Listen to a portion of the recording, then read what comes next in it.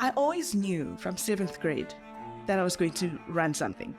I was like the 80s, 90s girl in business studies. Favorite social media platform? LinkedIn. Something told me this must be a sign. I want a better story for Africa. If I can do what I'm doing, I'm certain that others can do the same. If you can find that overlap, then the opportunities are going to come. If you don't know your why, you'll take everything. You start with what you have, and that's shifting from the scarcity to abundance.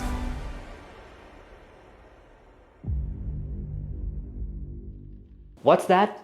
Another new intro? Yeah, we're back. I've got some exciting news. So before we get into this next episode, we announced last episode that we had reached 500 subscribers. We are now sitting on 635-ish. We're on the road to 1,000. Now, the team and I have been sitting, we've been brainstorming, we've been cooking up a new idea, and there is a big announcement coming to you soon.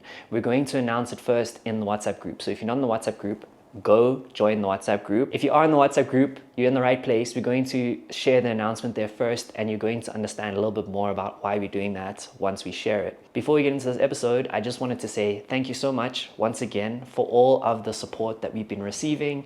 It's really opened up a lot of opportunities, and we're going to start sharing that with the community, hence the big announcement. So this next episode, it's one of my favorites. We have a woman entrepreneur, Kopano. She shared her story. It was an amazing episode, and yeah, I'm keen for you to find out more about her story.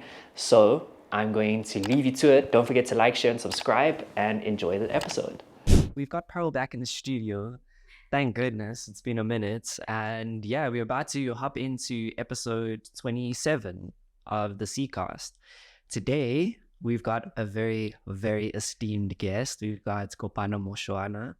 And yeah, Managing Director, KPRM Solutions. Yes. Yeah, founder of Sorted Virtual Assistants. Correct. Which I'm so excited to talk about that. Yeah. And then NPO as well. Yeah. NPO called NPO STEM Ignited. Yes. Really correct. focusing on STEM subjects and empowering the youth, which is really exciting. So yeah. Outstanding Leadership Award, Dubai 2022. Yeah. 7 years experience, digital marketing. Yeah, and going. Yeah. And then multiple degrees and diplomas. So we're speaking with a very decorated guest, as we always do. You know how we do it here. And yeah, it's a pleasure having you. Pleasure.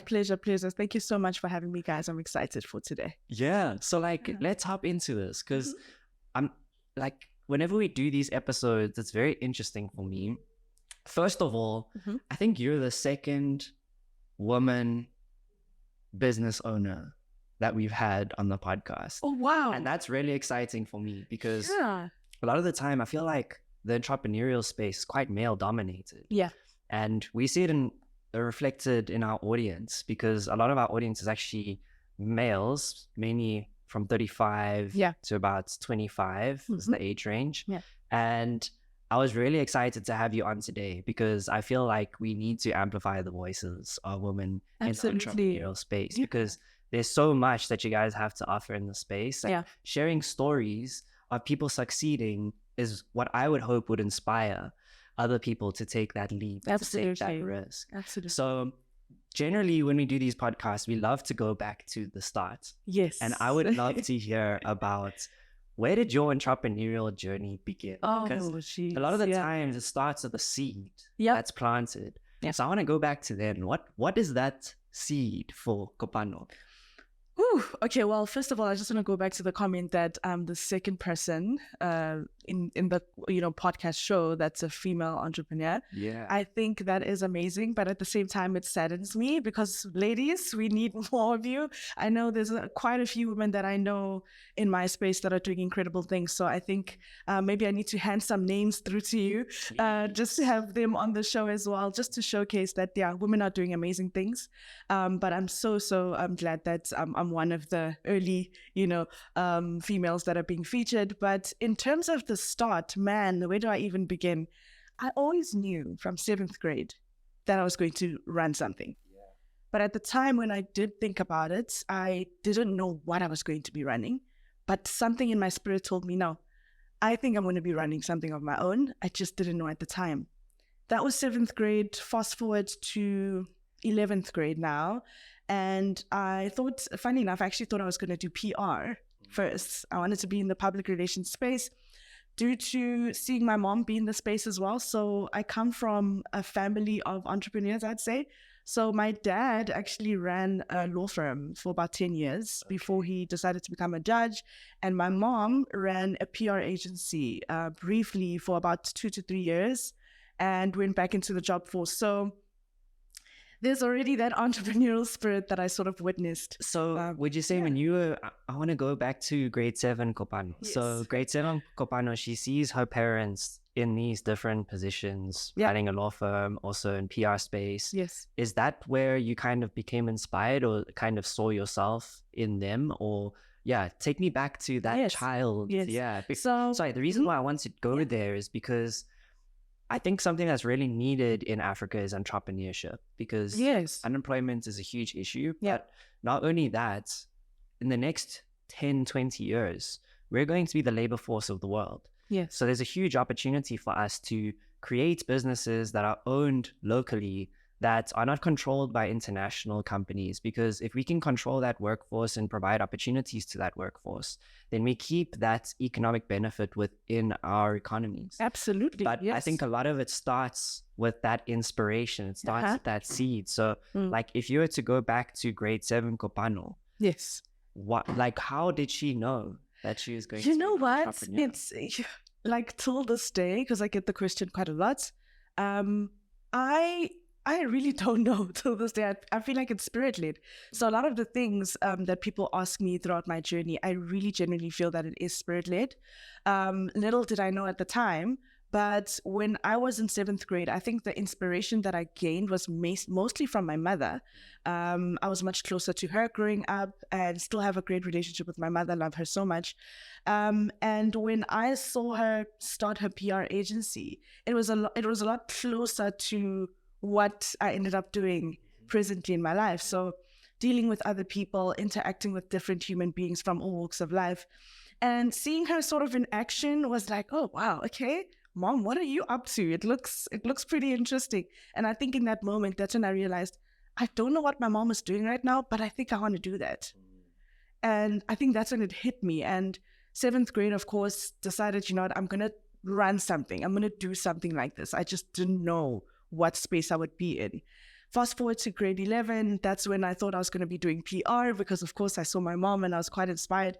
And I love dealing with people. I realized then, I was like, okay, I actually enjoy dealing with different types of people, getting to know their stories and seeing how I can, help them create even a better story, right, for the public. And then fast forward to varsity, once I matriculated, I then decided, okay, I like marketing. So in high school, I was, I guess, a C student. I wasn't brilliant, but there were subjects where I had really great marks, and one of them was business studies. So I was like the 80s, 90s girl in business studies. And something told me, this must be a sign.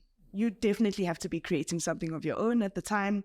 And that's when I also got to realize I actually like marketing, because the one lesson we had around the 8 business functions, and it's all the 8 functions and one of them being marketing. And I was like, I think I like marketing. It leans into still, interacting with people, still having the PR element, but not necessarily the PR element. So I thought, okay, I think I found my space. And then that's when I matriculated and then went on to study a BCom in marketing management at Boston Business School. And I was there for 3 years, graduated in 2018. And then I got a diploma from Shaw Academy. And I did that for about a year. It was self-taught. But I did that right after I realized that actually I wanted to be proactive in the space. So once I graduated, I went into a 2-year internship. And it was so unfortunate. That 2-year internship was a bit of a waste of time because they didn't really teach us much. Interesting. Yeah, it's pretty interesting. But so what I did with my time is that I was like, I'm going to build KPRM. And at the time when that happened, it was back in 2016 it was basically when I was still playing around with the idea of KPRM. And then I just decided, I'm just going to go head first and just start this thing. But before starting an agency, I did about almost just under a year of freelancing. So I did a lot of stuff for free, building a portfolio, understanding the different platforms, really just teaching myself, because mainly in the digital marketing side, I'm actually self-taught. So the BCom side was more of the traditional fundamentals of marketing, but the digital side, that's something that I sort of observed. And then I just realized, you know what, this is my space. And I just really decided to go on a, I guess, self-mastery journey of digital marketing at the time. And I think I really loved the autonomy, the creativity, that creative freedom that I had dealing with different types of people and, you know, helping them with their different asks or briefs. And then that's when I was like, you know what, I'm going to just start an agency. And yeah. And now this is where I am today. Fast forward, you said 2016, 2014, 2024 now. So that's what, like 8 years. Yeah, pretty much. Flipping hell. Like that's a huge feat. Pretty much. Because on average, businesses mainly last about 2 years until they fizzle out. So the fact that you managed to go on 4 times that length is in itself an achievement. Yeah. And one thing that you mentioned quite repeatedly through that explanation was the people side of it. Yeah. So I'd love to explore that a little bit more. Where does that love for people come from? Yeah. I think I don't know, like I feel like I'm paying homage to my mom here, but my mom is such a great host as well. So she likes hosting people. Hostess with them. Yeah, listen, that's the character that she has. Really open to hosting people, making sure people are comfortable. Even her own kids, like when was it, a week ago, I went to go visit her because I haven't seen in a while. And she was literally hosting me. And I'm like, Mom, this is so deep. Like, no, sit down. I'll get that for you. No, don't worry. I'll make you comfortable. And I was just like, girl, like, I've been your daughter. I'm not his guest. But I'm just trying to show you the links of how she would accommodate people. And I think, honestly, now that you've asked me that question, I honestly feel like it comes from her and her character and how she's treated people, treated guests throughout growing up. So I think that love for people definitely came from that. But also, I think just the way I was built, you know, growing up, I was always the sensitive one, actually. Okay. The crybaby of the family. And I wear that badge proudly. Youngest sibling? Middle child. So I'm the oldest of the girls. Yeah. So, yes. So growing up, I've always been the sensitive one, always got teased for it and things like that. But I think the sensitivity also shows the capacity and compassion that I have for people around me. And for a long time, I thought that, you know, something was wrong with me. But then I realized as I got older, and really it was like 2-3 years ago, and I realized, no, this is actually my power. And I need to use that. So I love that you say that, because a lot of the times the things that seem like they're our limitation is actually our strength. Yes. Yeah. But the thing that needs to change is your perspective on it. 100%. Was there something that changed your perspective on it? Yes. I realized 2-3 years ago that my sensitivity actually led me to some of my victories when I look back. Because when I deal with people, I really want to understand your story, understand your why, getting into that. And I feel like that definitely requires some sort of sensitivity, being empathic, being compassionate, which naturally that's just like home for me with my personality and character. And I think, that's basically how it sort of made me realize that through the industry that I'm in, what I opened with the agency, the NPO, Sorted. Oh, I can't wait until we get to Sorted, because that's like the most exciting, I guess, God's seed that really was birthed into my head. It's really exciting. But such things. So a lot of like my businesses are really God-ordained, purpose-driven businesses. I didn't open businesses merely for money. Yes, money is great, but impact is even better. And that's because of just how I'm built. So, I think that empathy thing is super important, especially when it comes to marketing, because traditionally back in the past, you would have these media houses. Like if you were to consume a TV show, for example, there was only set TV shows that you would have on TV, and that was it. Then DSTV came out with a little bit more options.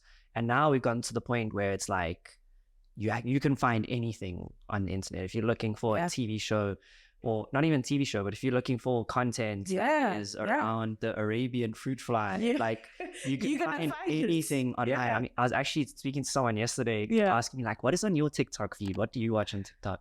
And I was like, the latest video that came to my mind was this video, like, I don't know if you've seen that they've released these new cameras. They're like action cameras, but they're very small. Yeah. So what people are doing is they're taking these cameras and they're putting them on their pets' collars and like just recording their pets' days. Oh, wow. Yeah. Interesting. So I came across this like video of this cat that just like, they took like a snippet of this cat's day and what the cat was doing and how it got into a fight and was chasing this other cat. And it was like a movie. Like this cat's like busy running after the other cat. And I'm like watching 5 minutes of this thing, trying to see what happens next. Like, so there's literally content on everything. Yeah. And I think that's really highlighting how important empathy is, because before, traditionally, it was kind of like you got what was given to you. Yeah. If you didn't have, I didn't grow up with DSTV. So like for me, it was like Jika Majika, like what was on TV too. Like, like that's what I had. I didn't have a choice. That's what I had. So then you don't really need to empathize because people don't have choices. But now it's different. Now people have limitless choices. So the people that are succeeding in the online space are the ones that have empathy, because they're thinking, what does this person want to see? They put themselves into their shoes. And that's what being empathetic is. So I think that thing of empathy is a huge skill, if you want, or traits, character traits that is really needed in this day and age in order to succeed. And I think that's probably a part of the reason why you've been able to last for like 8 years and be able to build all of these businesses. But coming back to that empathy thing, right? One thing that you mentioned was understanding people's why. And I think today, what my goal is to understand your why. So what is your why, if you're to answer that question? Because I do, like, sometimes I wake up and I wish that I could duplicate myself, because, with the different businesses that I have right now, you'll be surprised there's more stuff that I want to do, but I'm only one person. But I would say my why, the biggest skill, if I look at the different businesses that I've birthed and what I'm doing right now, is really just impact. I want a better story for Africa. I want to showcase the magic and beauty of Africa. I'm African proudly, and if I can do what I'm doing, I'm certain that others can do the same. So really, my story is just a testimony of believing in yourself, believing in something higher than yourself, whether that is God, no matter what your religion is. But having that placement is incredibly important. But even with your why, it has to be bigger than money. It has to be bigger than the 3D things. It has to be legacy level. So when I think about my why, it's about the impact that I'm going to leave once I'm no more. And for me, I want my kids to remember me as the person that really allowed others a door to also do the same as me, or even better. So that thing that you mentioned now, like, you want to do so many things. I also find myself feeling that a lot. Sometimes I feel like a kid in a candy store. But the reality is like, as a kid in a candy store, you can't eat every sweet. You're going to get sick. Absolutely. So how do you manage that? How do you kind of navigate that reality? Because we live in this digital world where there's so many different opportunities. And things are constantly evolving, which is super exciting. But getting caught up in it can actually kind of hold you back. That's what I've kind of experienced. Have you experienced the same thing? Absolutely. How do you navigate that? Yes, I've definitely experienced it. So with me, what I noticed is, let me just rather explain. So it sort of goes back to your question and answering it. So there's KPRM, the digital marketing agency, the home of conscious marketing. There is Sorted Virtual Assistants, which is honestly really exciting. It's the leg where I'm really trying to eradicate youth unemployment, really putting the impact in there. Then there's the NPO, which is also impact driven, really just trying to encourage, people after me to look into those industries so we can make the continent better. Then finally, there's Kopano the brand, which is myself, right? And what I realized with Kopano the brand is that there's a lot of natural gifts that I do possess. And I thought, okay, how can I utilize this to create even more income for myself, but even more impact, right? And when I decided to create Kopano the brand, or really just put myself out there as a brand, that's when I realized, okay, now this is the cutoff. You have different elements that are going to work, but really the main element is me and how I feed into these other entities, right? That I've sort of opened. And that's when I realized that I think it is time to stop, because it's very important as an entrepreneur to know when to stop. When to say no, because I understand by traits and how we are built, we are so passionate, and we also want to sort of give. We are also people pleasers rather, in some sort of way. So you need to sort of find your character, who you are in this world, in your space, and when to sort of say no. And I know it's difficult. It's very difficult, but it's important, because at the end of the day, you are still a human yourself as the entrepreneur. You can't do everything. Yeah. So for me, I realized after Kopano the brand, I'm like, well, no, we're carrying it up now, because there's other spaces in my life outside of business that I have to really fully be present and show up for. So it's important that I find that balance. For sure. So it's really finding the balance. Sure. As you're speaking, I can see myself in what you're saying, like, so clearly. That thing of finding yourself, it takes time to do that. Yes. But once you're able to find that why, and you're able to find your purpose, and you're able to tie it with your talents and create, a lot of people use the word ikigai, right? Yeah. It's taking those different things. Where's the opportunities? Where's your passion? Yeah. Where is there a need? Where can you make money? And finding the center points of those things. Once you're able to find that center point, you find yourself in a situation where you have so many opportunities coming your way. Like, that's where we are right now. And it took me a while to get to that point. Yeah. Like, it took a lot of introspection, a lot of trying different things, a lot of mentorship and guidance. Yeah. Which I that's what I love about what you're saying about your mom, because I feel like she was that kind of figure for you. Yeah. For me, it was one of our clients, Uncle Vic. Shout out to Uncle Vic.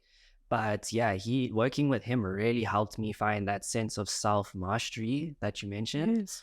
And once you master that, you have so many opportunities. And then the next thing is, like, the opportunities don't become a difficult thing anymore.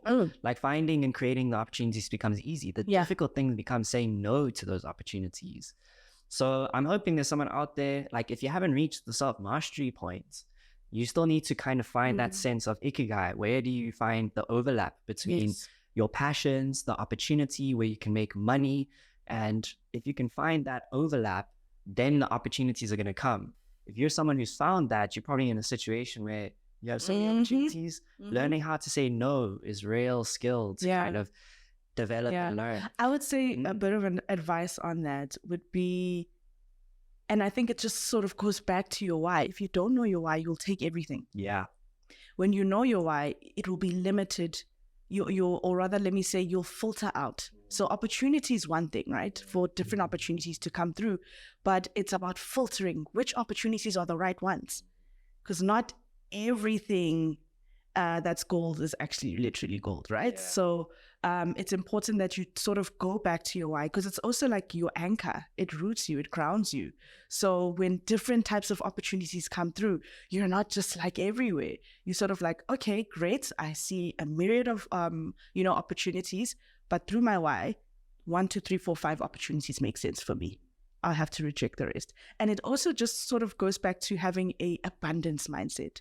Because if you're from a scarcity mindset, which a lot of entrepreneurs are, it's something that you have to recover over time. But it's important that you do change that mindset and know that even though there were 10 opportunities and I only chose 3, what makes sense is that the 3 is going to bring me another 3 of the same, instead of looking at the 7 that you could have taken, etc. So yeah, I hope that makes sense. If you're someone who's just discovered yourself and you have all these opportunities, you might still have that scarcity mindset where you just kind of want to take everything that comes your way, because, and it comes a lot from a place of, if you come from a difficult upbringing. Yes, absolutely. That's as most entrepreneurs are from. Yeah, 100%. Yeah. So like on my side of things, I mean, I was raised by a single mom. Things were quite tough at home. So now you have these opportunities to make money. That relationship that you have with money is so important. Yes. Because if you don't have a positive relationship with money, if in the back of your mind you keep thinking about how you were broke back then, and how if you make one mistake, you're going to go back to that. Yes. You're operating from a place of fear. Yeah. And one thing that I've really made my mantra is not to make decisions from a place of fear, but rather from a place of faith. Yes. Because if you can make decisions from a place of faith, you focus towards positive outcome. Mm-hmm. And when your mind is focused towards that positive outcome, it reflects in your actions. And the same happens with fear. If you're making decisions out of a place of fear, your mind is attuned with the negative outcome. Exactly. So your actions start to reflect the negative outcome. Just to give like a bit of a practical example, let's say you're going to a job interview and now you're nervous for the job interview because you keep thinking, if I don't get this job, I'm going to be broke. I'm not going to be able to afford my rent. I'm not going to be able to do this, blah, blah, blah, blah. If that's what you're thinking the whole time, you're going to get very nervous and you're going to put a lot of pressure on yourself in that job interview. The chances that you're going to mess up are going to be higher. Compared to a situation where you go into a job interview and you think, flip, I've got a great opportunity to change my financial situation. And you're envisioning what you're going to be able to do with this money, how you're going to be able to invest it in your life, and how it's going to make things better. You're going to go into that meeting with a positive mindset. Your energy, your mood is going to be uplifted. That's going to reflect in the way that you speak, the things that you say. Absolutely. And the person who's interviewing you is going to feel that. Yeah. And they're going to be more likely to give you the job. Yeah. So it's a mindset game, which is a difficult thing to master. But once you know yourself and you start making that choice to kind of make decisions from a place of faith rather than fear, it can really have a huge impact. And I'm getting a lot. We share that kind of mindset. We do. Yeah. A lot of people ask me, dude, it's been like almost, so we turned 7 in August, right? August 1st, KPRM, that is. And a lot of people ask me like, dude, how did you survive COVID? How did you survive all of these things? And I was like, to be quite honest, I think honestly, it's mindset. Like the first thing I would always sort of advise for an entrepreneur, work on personal development, character development, because once that is sort of, building and it's working and you found a system for yourself, the challenges then become, oh, these are challenges though. But like, this is how life is. Like, guys, I think also once you realize that life is the way it is, like the way life is, that's how it's set up. God set it up that way. The higher power set it up that way. But that's because you need to grow yourself. There's different, characters and traits that you don't see that God sees, that he wants to build in you. And sometimes it comes through pain, losses, confusion, anxiety, fears, just like you've mentioned. But it's important to sort of, live in faith, really get into that space of just believing that you need to just be positive, and not toxic positivity, y'all, because I know that's also a real thing. But it's like seeing, yes, there is chaos, but there's also beauty in the same breath. I'll take it for example. Last week was crazy hectic for me. It wasn't the best week. There was a lot of chaotic fires that I had to sort of, put out. But in the same breath, there was serendipitous moments. And when I sat down yesterday, I took stock and I was like, okay, this week was quite a shitty one. Sorry for my language, but I then realized, but geez, 1 or 2 things happened and that was great. And I feel like that's always God. Like, listen, here's the little sprinkles of hope just for you to keep going. So I think it's very important that we sort of set our minds to look at life like that, especially when you're an entrepreneur, because there's going to be a whole lot of chaos that you don't even anticipate. Some you do, some you don't. Yeah, perception of pain is so important, because I also have been dealing with a very challenging client situation. Yeah. And the thing that I always tell myself when I'm in those challenges is like, once I get through this, the level of pain that I'm feeling now, that same intensity that I'm feeling is going to be flipped into a positive intensity. So the more intense the pain is, the more positive the outcome is going to be once you get through it. Yes. And that's what happened. Like, we had a breakthrough this week and I felt so good about it, because I was like, yes. For the last 4 months I've been feeling like so stressed and like, but then that feeling of getting through it and being like, you know what, I actually overcame this, and it empowers you. It gives you the confidence for the next thing. Yes. So it's kind of like a snowball effect. Exactly. But all of these things, we're talking a lot about consciousness, right? Yes. How you consciously handle these situations and you have a sense of who you are and what's happening in your mind. And one of the things that you mentioned was conscious marketing. What is conscious marketing? Hey, hold on. I just need to remind you very quickly to like, share, and subscribe, and leave a comment down below about what you think about this episode. We need to be able to tell the algorithm on YouTube that we are creating content that is valuable. So please engage with this content, whether you're listening to it on YouTube or on Spotify or whatever platform, please engage. It just helps us reach more people, brings more people into the community, which means more access to knowledge and opportunities for you, a member of the community. So please don't forget to engage on this video or this audio podcast and leave a like, comment, or subscribe and give it a share. Thank you so much. We'll hop back into the episode. Amazing. So maybe let me give a bit of a backstory first. So conscious marketing, the first time I sort of stumbled upon this term was through a book that I read by Carolyn Tate called Conscious Marketing. Awesome. And basically what she goes on to explain in the book is around how to actually market with purpose, how to market better, to make communities better around us, and not just to sell for the sake of selling. The guerrilla marketing style that we've seen in the past sort of changes because why? Consumers change, behaviors change. Today, you can't sell the same product 10 years ago the same way you're going to sell it today, because humans are always ever changing, always, evolving. So when I read that book, and I read that book back in 2015. Okay. 2015. So just before I even started with KPRM. So the whole term around conscious marketing was always there, but I didn't birth it as a brand for KPRM at the time because I was still sort of understanding how can I place this into my brand so it actually makes sense. So it always just stayed at the back of my head, but I was like, building KPRM, it's a digital marketing agency, etc. But then I realized we don't have a blueprint, a signature, a differentiator, right? Just like a Microsoft or an Amazon, they have that significant, unique signature to their brand.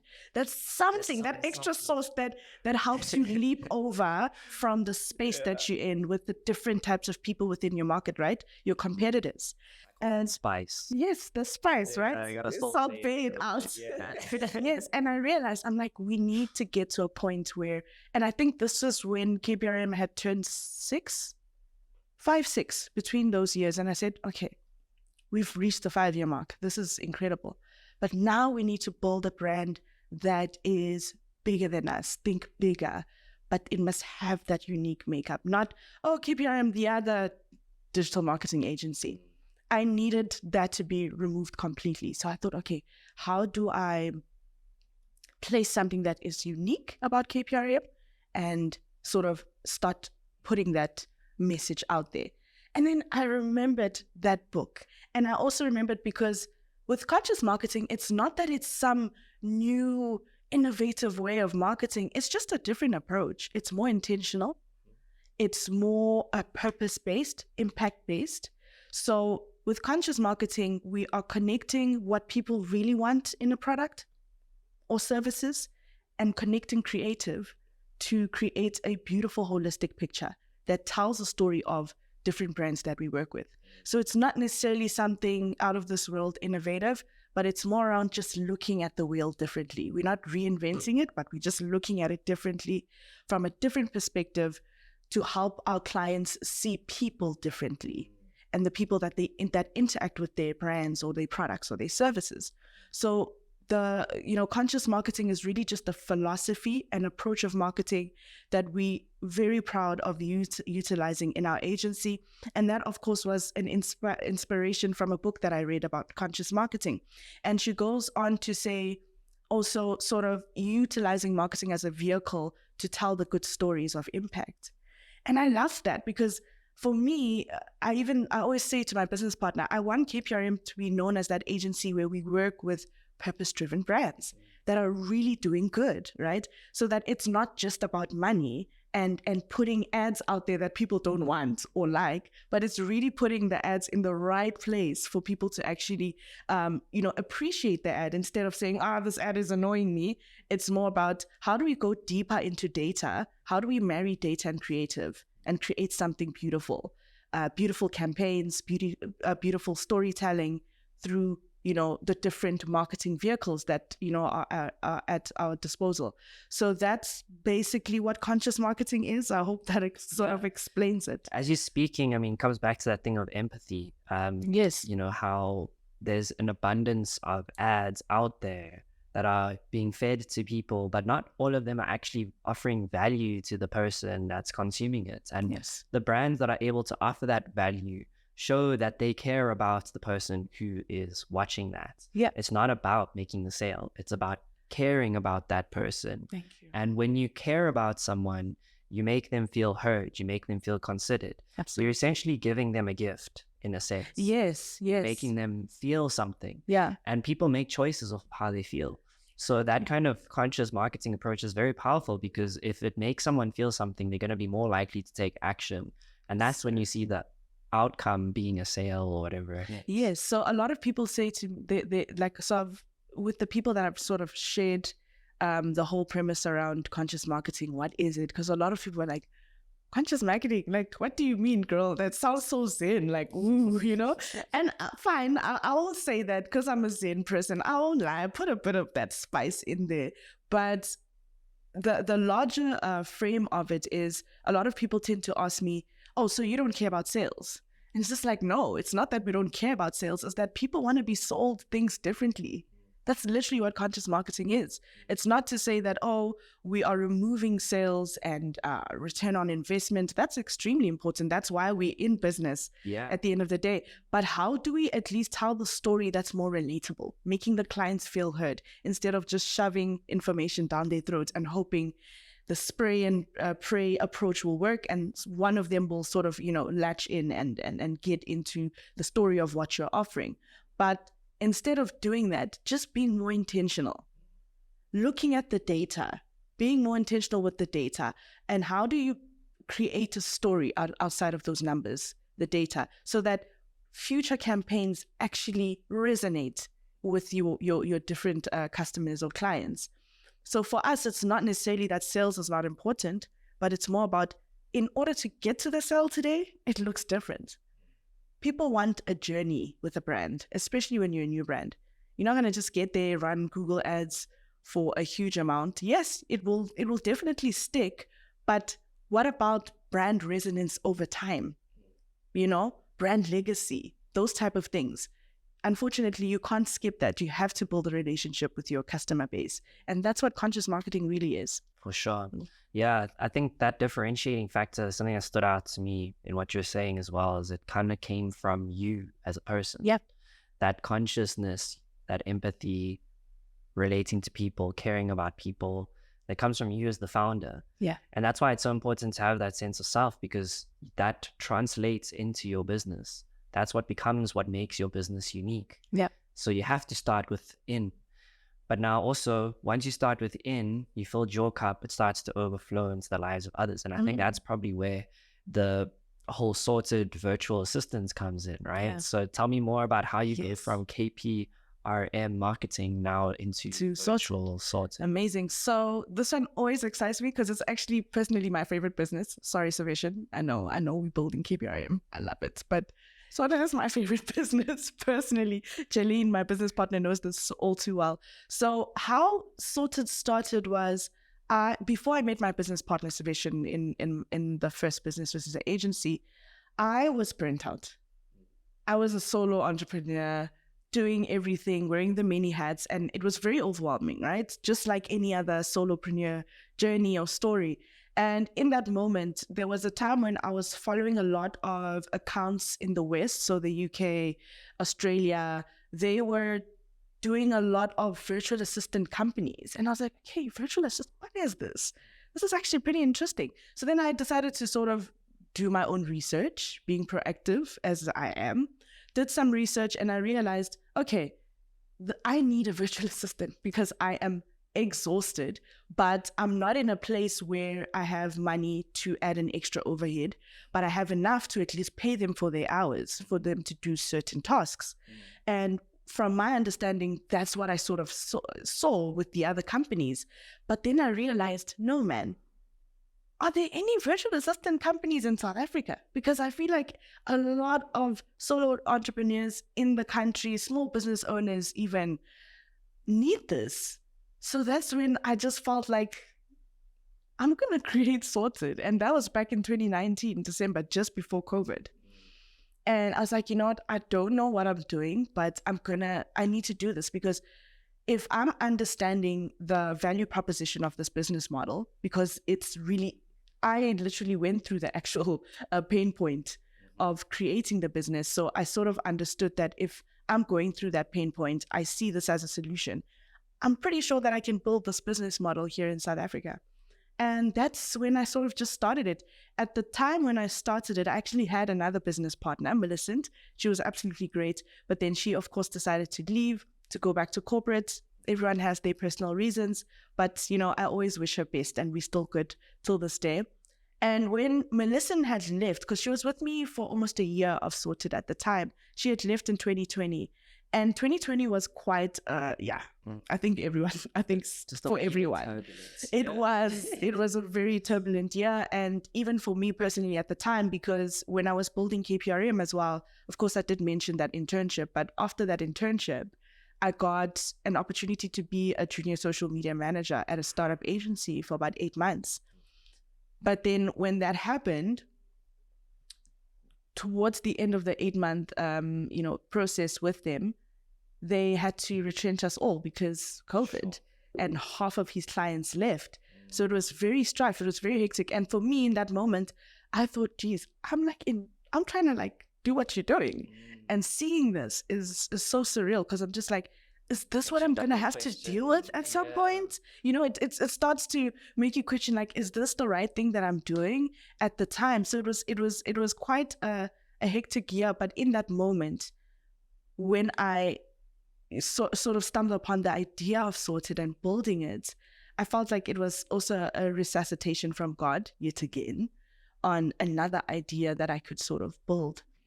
And then fast forward to 2021, that's when my business partner today, Jaylene, joined Sorted, and we've been building it ever since. And just to go into the business model of Sorted, because I went into the story. Sorry, guys. Oh, tell us stories are important.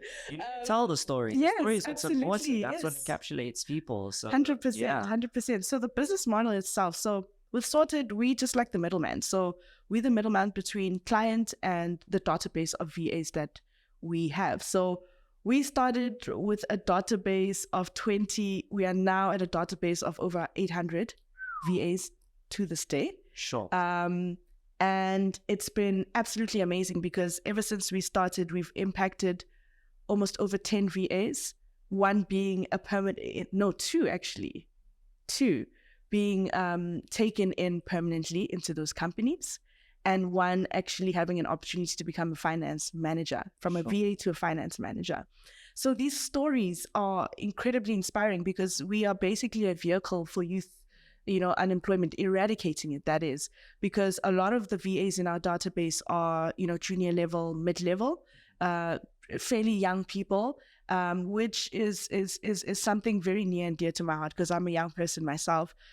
We live in this country. I don't have to go into it. We live in this country. You guys understand the challenges that we have. So if it's finding ourselves in that space to be that vehicle to at least bring that hope, light, inspiring motivation to sort of give others that, if you start your own thing, you will be surprised how it could impact someone else's life. And when you impact one person, don't think of them as just one person. That's one family. So for me, I feel like I've impacted 10 families so far, just through Sorted. And for me, that is so kick-ass. That feeling is so incredible. So that's why it's such an exciting business for me, because it's really real impact in real time that we basically doing. Sorted. Yeah. One of the biggest, I would say, roadblocks to becoming employed is lack of experience. Yes. And the best place to start, like what you said, is you started with yourself, right? So you knew that you were the client first, right? Yeah. So it's like a lot of people when they're starting businesses, they're not too sure where to start. It's like view yourself as the first client. Yeah. Like that's what we've done with the podcast, right? We do podcasts for other people, but we started with our own podcast. We were the client. So I think that's a really great starting point, is start with yourself as the client. Whatever it is that you want to do, start doing it for yourself. And that way you gain experience. And if you become good enough, then you start to see other people that also need that. And then you can create an opportunity there. So I think that's really cool. And I think it creates a huge opportunity for young people. Yeah. Because being a virtual assistant, you're going to be starting with small things. Yeah. But through that experience, you learn skills, you grow, you network with certain people, which opens up opportunities. And then you can start to see yourself not just as a virtual assistant, but more as a finance manager or maybe starting your own business, whatever it is. Yeah. So I think that's really cool. I think it kind of shifts because I kind of see it as sort of like an internship approach, but more like it's got a different branding and a different approach, right? So I think that's really cool. And I think it's going to really, I'm keen to see it grow and how it can impact more and more people. And I think I love the fact that it's got the potential to go global because it's virtual in its nature. So there's no reason why someone who's sitting at home watching this that doesn't have any opportunities can't go online and help someone based in the UK that needs, who knows where that will take you. Maybe you help them grow the business to the point where they need to hire someone full time. Next thing you find yourself having an opportunity to immigrate, 100%. if you want to immigrate. But like, so I think there's so many opportunities there. And what I love about that, I mean, JD Creations is really about connecting Africa to the digital economy and the world to Africa. And that is exactly that, which is why we needed to have you on today to tell that story about how we have so many opportunities here on our continent to take what we have locally and the skills, the time, the energy, that is all valuable, right? Your time, your skills, your purpose is valuable to someone.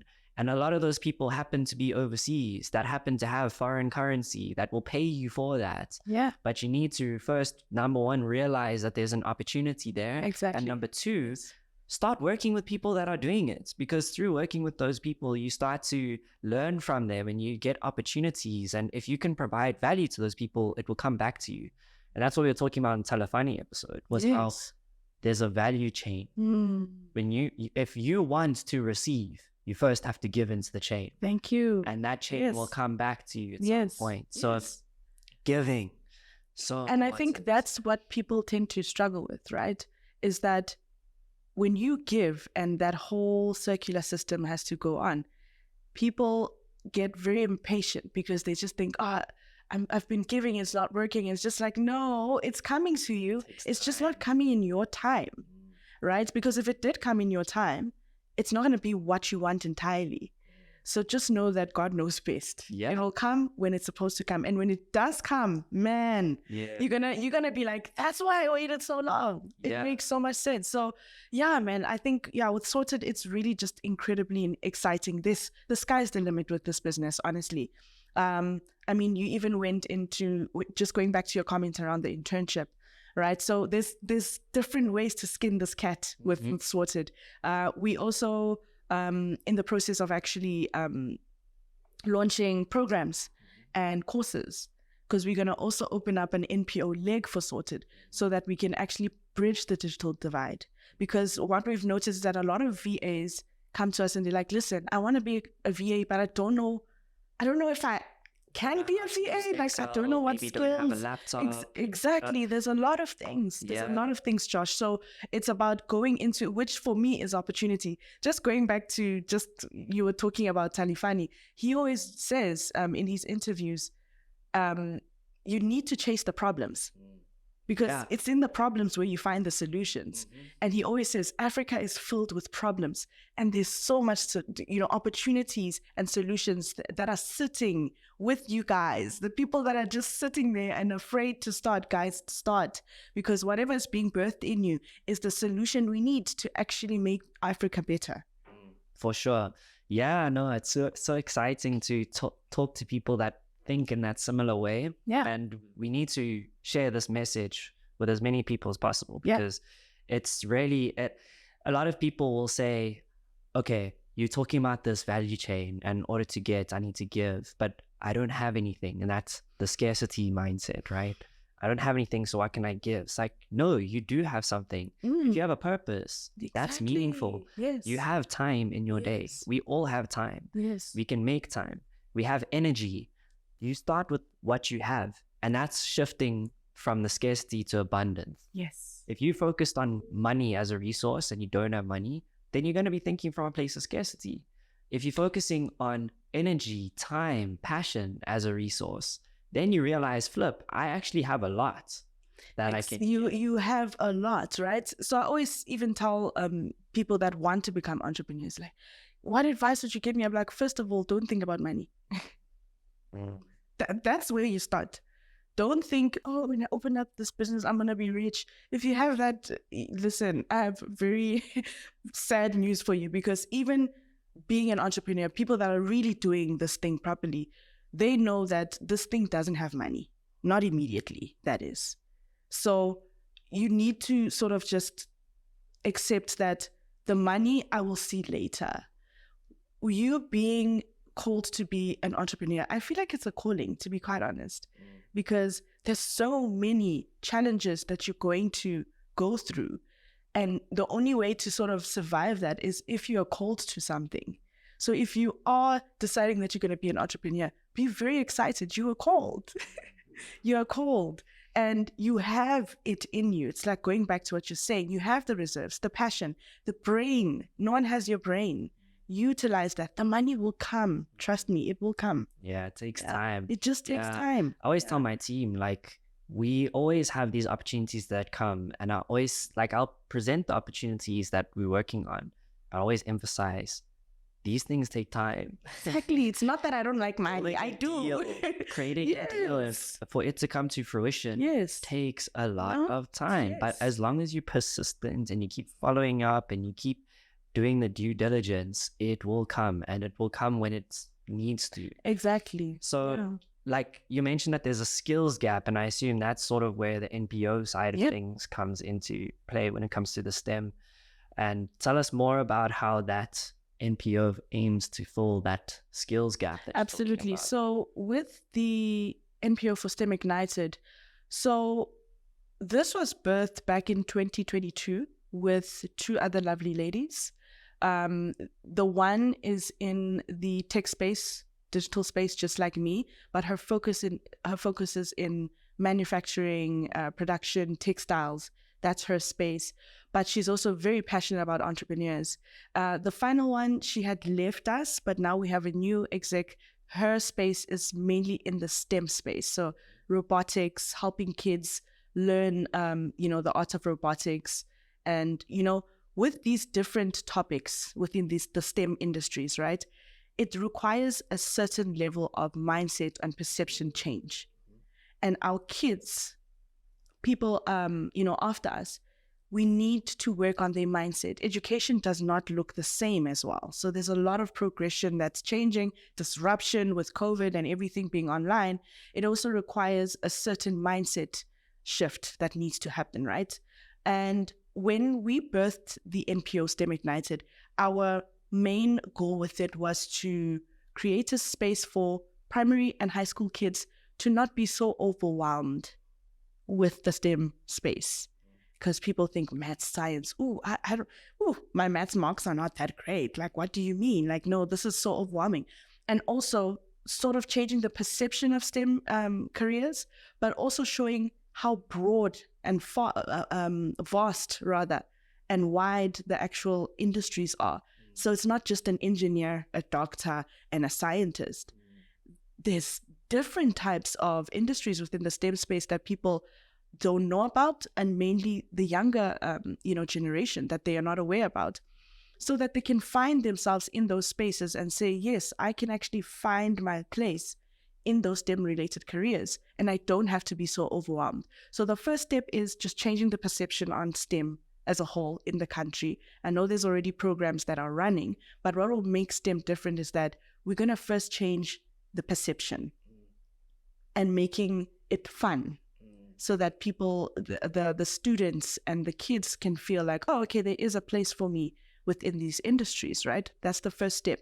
The other step is how we do this is through career days and pop-ups, but with different partners. So that's something that we're currently, of course, cooking up at the moment, trying to get different partners, collaborations that are, of course, aligned to what our vision is with STEM Ignited. So the end of it all is to basically change the perception of a young child, 8-year-old, to see, oh, okay, STEM is like this, and there is a space for me, and there's different opportunities, and then sort of hand-holding him throughout his journey all the way to varsity, ideally, so that then those partners that we work with, they can end up working for those companies as well. Yeah. So that's just a bit of a I like an intro or introductory. I think that's very important because a lot of these larger organizations, they'll offer bursaries to the top performing high school students. Yes. But now the challenge is that a lot of the education issues that we have aren't rooted in high school.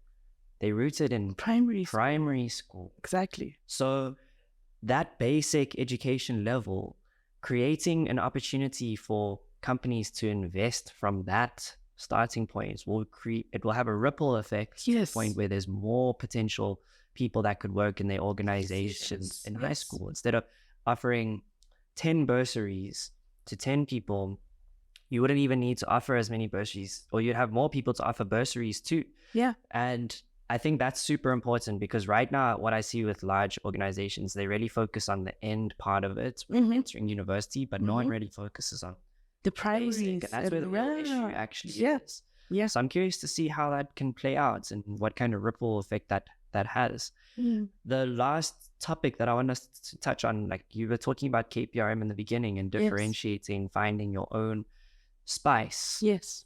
To differentiate and how that came from you as an individual. Yeah. And we kind of spoke a little bit about how founders of organizations really set the tone of the culture within that organization and add that something different to it and have that character that kind of differentiates the company. So like you look at the entrepreneurial icons, Steve Jobs or Oprah Winfrey, like whoever it is, they all have these different unique aspects or characteristics about themselves that made their businesses different, which made their businesses successful. Yeah. In the case of Apple, you have Steve Jobs, who obviously founded it, built it to a certain point, then got kicked out. Yeah. They realized, flip, when we don't have him here, we don't have that culture, that entrenched, that really made characteristic that we need and vision. So they had to bring him back in. So that is very important to me because when you tie that into the world that we live in today, where people have choices and people have options, people are moving away from connecting with brands and moving more towards connecting with other people. Yes. And what makes that important is when you're starting a business and you want to be able to create a successful business, a huge opportunity that you have is to build your own personal brand. Yeah. And that was the fourth thing that you mentioned in terms of all of the different things in the candy store that you're limiting yourself to. Yeah. You said the last one was building your personal brand. Yes. That's something that you've done really well. If you go onto LinkedIn, you follow Kopano, you'll see that you've got a large audience that's engaged with you. So tell me more about personal branding. Why is it important to you and how did you leverage that to help grow your business? Absolutely. So honestly, Kopano the brand is a culmination of everything that I've done with the 3 other very near and dear babies to my heart, right? So I think if you have been following Kopano through the journey of KPRM Sorted, the NPO, the Kopano, the brand is more of like the final products that you're getting. And basically, I'm teaching people what I've learned throughout my journey, basically opening up these other entities. So Kopano, the brand, started, well, for me being more intentional with it, it's a year and a half ago. So it's still quite a baby in terms of like me putting myself out there in that, space. And I love the comments you made around people are not relating with brands anymore, like a logo, a polished website, all of that. That is amazing. I'm not saying that you shouldn't do that. You should. But now people want to look at video content. They want to see who's behind the actual businesses, whether that is the founder or the staff thereof. But it really creates that sense of familiarity, empathy, like you're saying, humanizing everything, right? Making it real. Because today, if I see a video of a founder and they are basically sharing their story or sharing how their business culture is in the business, etc., I'm more prone to actually buying, because I feel this sense of novelty and softness, like, oh, okay, wow, these are just people trying to build something great to give to us. And for that, I'm more interested, because it really pulls into the heartstrings, the emotional part of it, which is really, that's how most people purchase. It's an emotional decision. So when you are bringing all these different factors within your content, it really creates a more holistic picture. So yes, there's the beautiful logo, but then I know the beautiful face behind that logo, or amazing personality. I'm so sorry for interrupting. Yeah. But I'm like, as you speak, I'm thinking like there's also kind of a reckoning that's happening where large corporations have dominated the content space. Yes. Those were the organizations that were able to purchase billboards and were able to purchase ad space on a TV show or whatever. Yeah. Now it's shifted. Anyone can purchase. It's leveled the playing field. It's leveled the playing field. And what's happened is people want to see the small guys succeed. People want to support and be a part of the success story. Yes. So if you're going to present yourself as a big organization, you're kind of holding yourself back in a way, because it's like you're losing that support that people would be giving you if you presented yourself as a person, as a human first. Exactly. And I think that's where us as smaller dogs, smaller, people playing in the playing field, that's a huge opportunity that we have to be able to connect with people on that human level. Absolutely. And there's so much strength in relatability. As soon as someone feels they can relate to you, you're not so, or rather, let me say, your brand and what you're offering is not so far-fetched anymore. Like, if I think a typical example would be even in the influencer space, a lot of influencer brands or people that are working with other influencers and they want to introduce their brands. If you've noticed the shift, and I think you've definitely noticed the shift, a lot of content creators, smaller content creators, are the ones that are becoming more popular now. They're gaining the popularity. And you know why?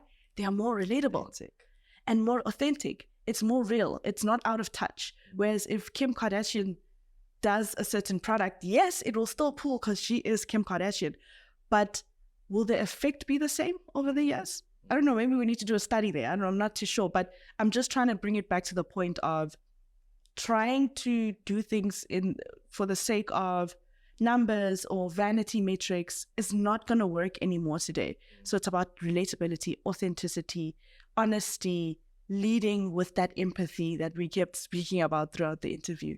So I think it's very important that people understand that this is where the audience is, or where your customers are at today. They are moved by that. So now you need to find a way to sort of add that touch to whatever that you're doing. Now, going back to the personal brand topic, right? I think it is important to have a personal brand today because it shows the human side that we keep talking about and how customers are relating to brands and companies today. But in the same breath, I always say to people, when you're creating a personal brand, it's not like you're creating a business brand. It's two separate things, right? So if you're going to build a personal brand, it needs to also be entrenched to who you are. Don't put up a facade for the sake of, oh, okay, if they just need a face, then, at least I'll make more money if they just see my face. Yes, it will work, but very short term. If you want to build legacy and things that are going to resonate even when you're gone, it has to have your fabric. It has to have your intent, who you are as a person. So when you are wanting to create a personal brand, please think why you want to do that.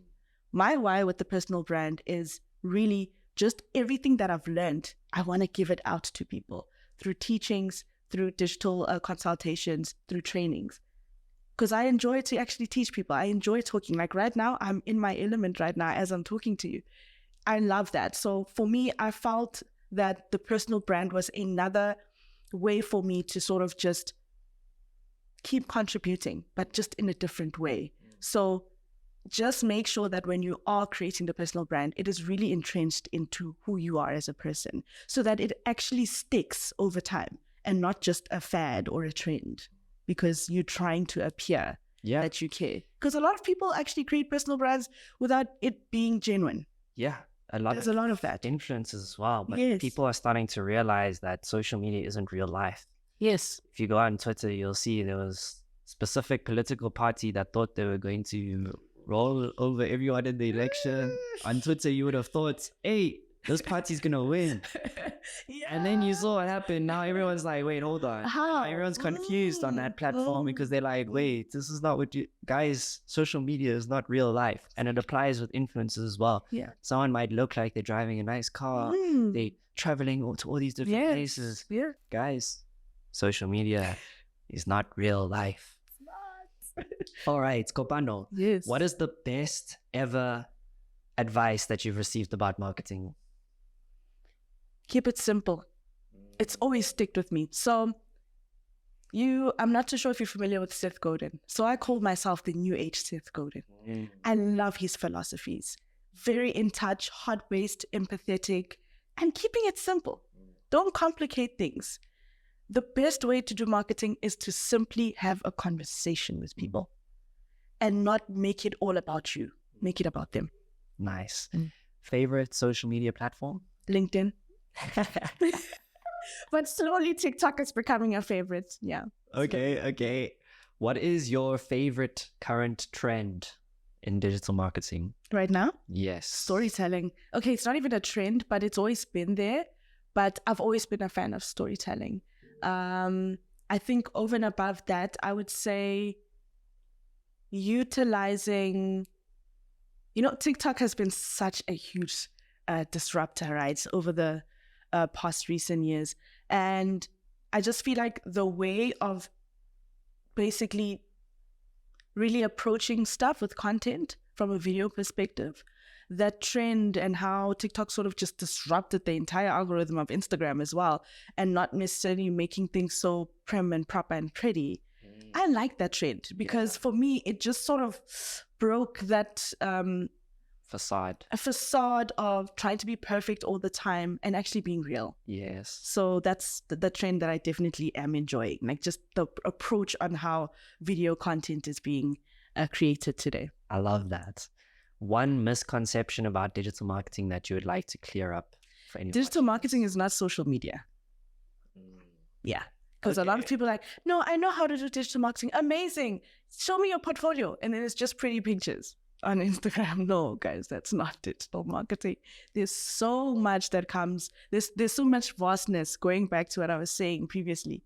Digital marketing isn't just one aspect. So social media, yes, is an aspect of digital marketing. And if you're good at it, great, then say you're good at social media marketing. But don't say you're good at digital marketing. There's different types. So I think I'd always encourage research before assuming. But I understand, because you think social, you think digital, oh, it's online, so it must be digital marketing. So yeah. One piece of advice for someone who's starting to build a personal brand.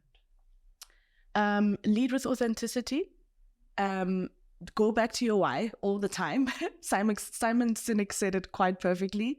And also find a way to strategically monetize it. So a lot of the time with personal brands, you'll find that the passion is there, the excitement is there, the brain is there, but they just don't know how to package it. So sort of hone into how your packaging strategy would look like. How do you really package rather something that is of value so that it's easier for you to monetize it? Yeah, for sure. Monetization is the key to longevity. 100%. You're not making money off of it. You're just throwing money in a black hole. 100%. It's not sustainable. Yes. Cool. Kopano, thank you so much. Thank you. This was absolutely amazing. Thank you so much. Awesome. So many more to you guys. Yeah. And that's episode 27 of the C.Cast.